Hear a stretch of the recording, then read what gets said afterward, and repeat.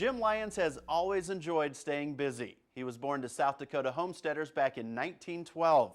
He graduated from high school in 1931, and he has been working ever since. He's now 96 years young, and he isn't about to quit working now.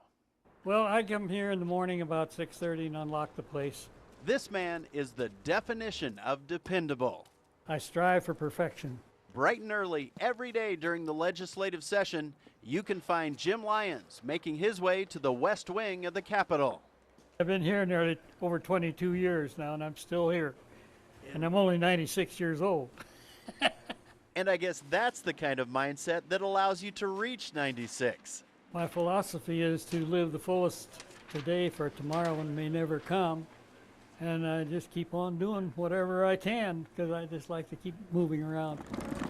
And this man is a mover. I just want to keep busy at doing something all the time, and nothing really bothers me. Yesterday is dead and gone. There's nothing you do about it. It's that attitude that makes Jim such a popular character around the Capitol. He told me he wants to be 100, and it's his attitude. You have a great attitude. Well, thank you. You have a great family, too. Thank you. I feel like I'm about 60 as far as my age is concerned, but I just like to keep moving around for some reason or other and keep active mentally and physically. I'm cutting a fiscal note to fit those books. Jim's done a little bit of everything in his life. Early the next morning, I make the distribution to a bunch of these boxes over here. He started out teaching school. He spent almost 30 years in the Army and 15 years as a manager at the state penitentiary. After 75 years, did Jim ever envision working this long? Never thought of it. Just keep on going. Tomorrow's another day, and I'll go for it. When he's not working at the Capitol, Jim enjoys helping out around his daughter's tree farm. And Jim says he and his wife of 65 years have a big garden where they grow some pretty tasty onions. And if that's not enough, Jim likes to spend time with his 14 grandchildren, 12 great-grandchildren, and 3 great-great-grandchildren. That ought to keep him busy.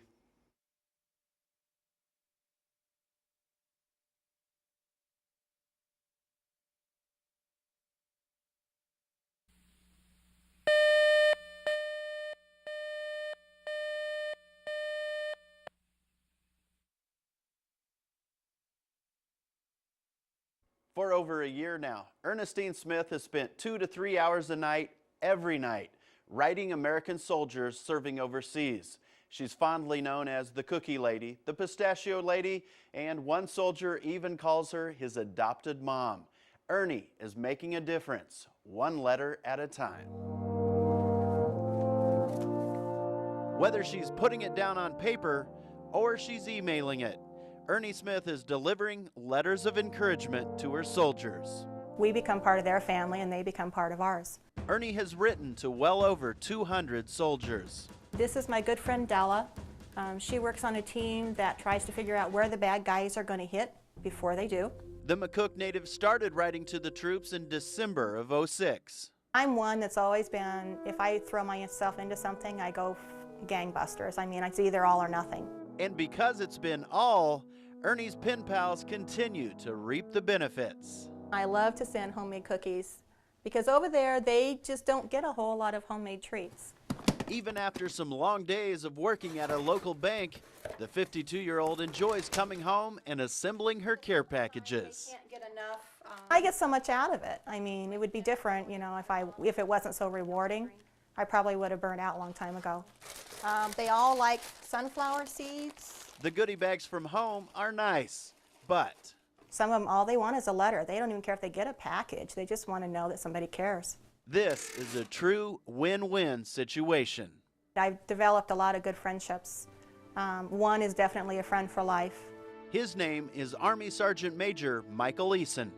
When you find an individual like Ernie, man, it's just none other than someone like that. You know, a person that takes her own personal time to do that for soldiers. For her to do that, man, she's top notch in my book. And, you know, we would do anything for that lady. And that is what makes it all worthwhile. It warms your heart. I mean, it just makes you feel good all over to know that you've made a difference, even from little McCook, Nebraska.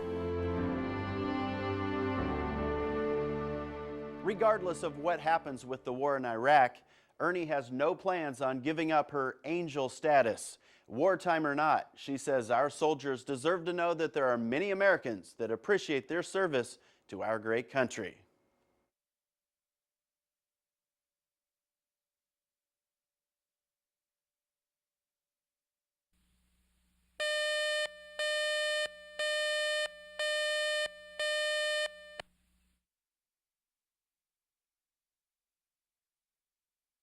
You probably heard of people that like to think outside the box. Well, Michael Hess is the ultimate example. He's always been that guy that is constantly looking for the best way to get something done. He prides himself on being an inventor, and he's found a perfect fit in Columbus. Columbus is kind of an inventor's dream. It really is. Originally from South Dakota, Michael Hess has been in Columbus for over a year now. You find a really good place like Columbus to live where the people are friendly and they're helpful and they want to see you succeed. They help you succeed. And as further evidence, the mayor sat down with me and helped me work on an audio circuit. Where else do you find that in the world? Well, the mayor must be proud. This is the very first digital audio video system that's integrated into the operation of a golf cart. Michael started working on the portable video idea in the early 90s, but it took over a decade before technology caught up with the need. No one had ever figured out a way to make a mobile video system that you didn't have to mess with. Basically, when you get ready to shoot your game, you just hit the master record switch on the unit and you press a button and it loads a DVD right into the golf cart. And once you get that in there, the minute you lock the brake into place, you're actually recording. With a wide-angle camera mounted on the front of the cart and a wireless microphone available, video like this makes an invaluable teaching tool. And in addition, I think PortaPro offers golf courses, destination resorts, a way to drive additional revenue. But as far as his own personal revenue, you never put your hopes on, oh gee, I'm going to be a multimillionaire. That doesn't work. You know, you do this for the love of it. Award-winning golf pro Ben Alexander has given PortaPro Video his seal of approval. That's where you get that enormous swell of gratitude that gosh, you know, maybe I did something really good. All those hours of work are beginning to pay off for Michael. Golf instructors from around the world were at the Super Bowl of golf trade shows last month in Orlando, and Michael says the response was overwhelming from the golf pros. Articles by Golf Week, Inside Golf, and Forbes are also sure to help PortaPro Video become a mainstay on golf courses around the world.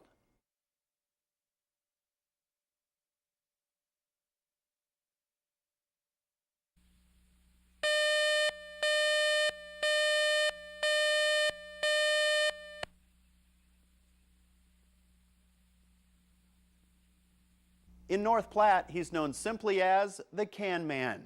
For years, Jerome Reinert has been riding his three-wheeled bike around town collecting cans. Until, that is, an accident took place on December 16th. That's when the 41-year-old was hit by a car while riding his bike. Jerome escaped with bumps and bruises, but his bike was totaled. That's when Jerome's friends decided to take action. Jerome Reinert earns a lot of his grocery money by collecting aluminum cans. For years, he was seen pulling a couple of trailers behind his bike. Jerome was born with cerebral palsy, and when his sole means of transportation was crushed in December, he was devastated. I thought right away, this can't be. We gotta do something for him. We've got to get money raised to buy a new bike. Hi, Jerome. Hi. What are you up to today? Not much. Vaughn Stark has been cutting Jerome's hair for 25 years, and she set out a donation can in her barber shop. The money just kept coming in, and we're like, wow, people really do know Jerome, you know, and they all love him. Yeah. Vaughn had raised almost $1,000 in just 3 days, but it was about that time the ladies from the thrift center heard about the fundraising.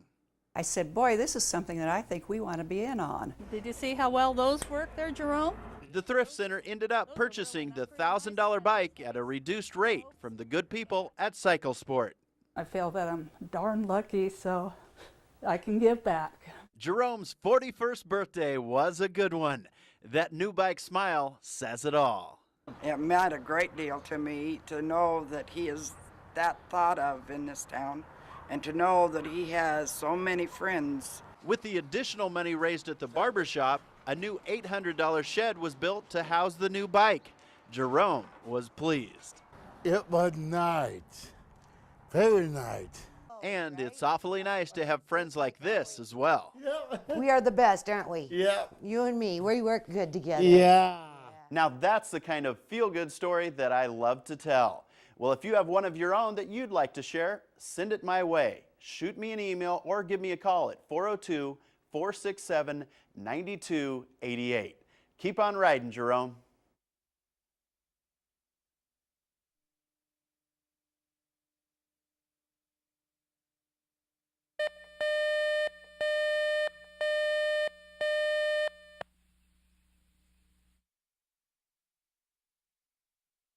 It was an amazing opportunity for the senior graphic design students at Concordia University. They were able to work side by side with one of the premier graphic designers in America. Stefan Bucher took some time away from his studio in Los Angeles to lead in the creation of a public mural in downtown Seward.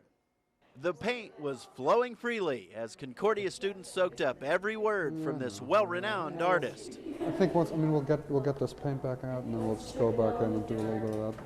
Not only do we get to work with a designer that has his own studio, but it's also in a different part of the country.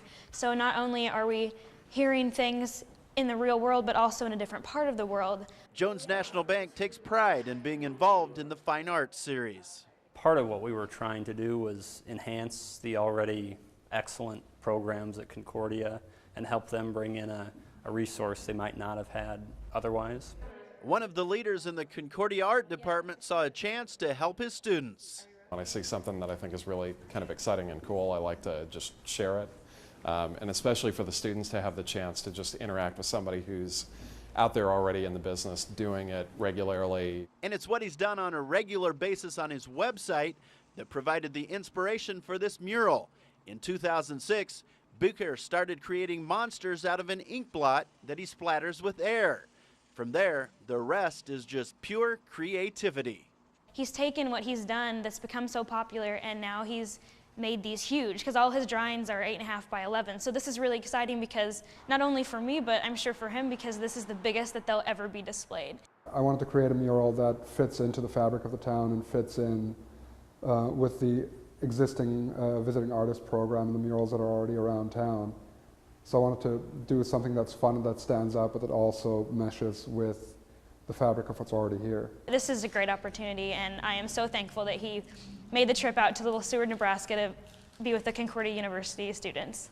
Bucher's visit coincides with the release of his new book and DVD, 100 Days of Monsters. You can find more information on that on the 1011 web channel. And if you'd like to check out the monster mural for yourself, it's just north of the Seward County Courthouse.